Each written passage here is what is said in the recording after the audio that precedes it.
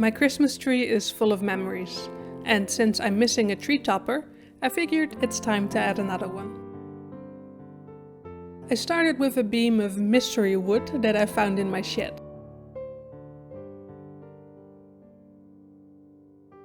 The grain looks very distinctive, but I have no idea what it is. If you do, please let me know in the comments. Either way, it turned out that it wasn't great for wood turning, but now I'm getting ahead of myself. I cut a piece of roughly 40 centimeters as a blank. I marked the center points and punched a hole so I could mount it on my lathe.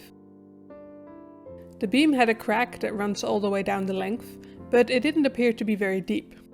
So I made sure the deeper end was where I would be removing the most material and hoped for the best. I started by turning the blank round. I used my roughing gouge, but it soon needed to be sharpened and I don't have my sharpening system set up yet. So I looked around Laura's gouges and found some carbide tip scrapers. I'd never used carbide turning tools, but they were pretty easy to use and made quick work of the rounding.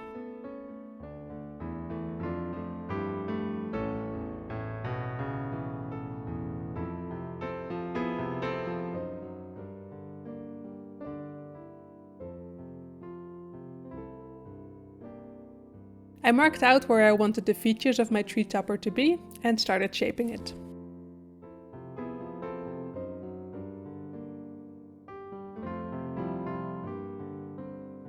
I stuck with the carbide tools for a while, but I did end up grabbing my normal gouges from time to time because I felt more in control with them. It didn't take long for that crack to let me know it wasn't so shallow after all. 2 big chunks ended up coming loose, and there was a good chance a third would follow. I could have glued them back on or started fresh with a different type of wood, but I decided to adapt my plan and make it work anyway. So I kept shaping the wood until it was round again, and improvised a new shape. Whatever this wood is, it's pretty splintery and has quite big open grain. That made it a challenge to turn, and I was more scraping off chunks rather than cutting shavings. Of course, not having properly sharp tools didn't help with that either. But the great thing about wood turning is you don't have to be the best wood turner to get good results. It's just that the better you are, the less time you spend sanding. I cut the blank shorter at some point to have less vibrations and chance of breaking. But I didn't manage to mount it completely centered again, so I had a bit of a wobble going on after that. But I made it work. I spent quite some time with 80 grit sandpaper to smoothen out the surface, and then worked my way up through the grits. It still looked pretty rough after that because of the open grain, but it was surprising how smooth it actually was to the touch.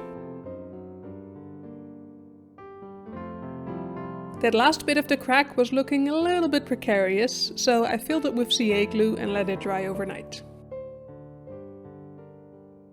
The next morning I did a final pass on the sanding.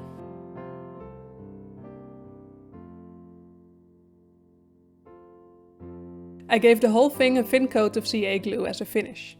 It was my first time using this technique and it was a lot easier than I expected. I only glued myself to the paper once.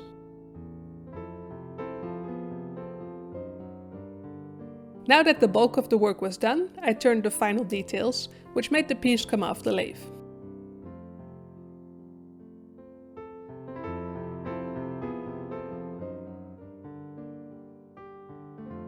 The final challenge was drilling the hole in the bottom.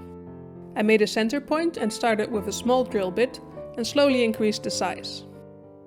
I still ended up a bit off center, but the hole was big enough for its purpose.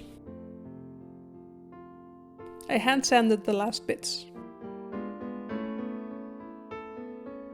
The final bit of finishing, and it's done.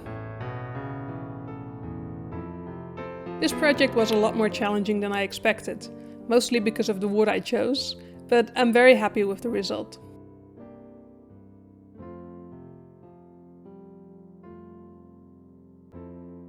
It's a great addition to the memories in my Christmas tree.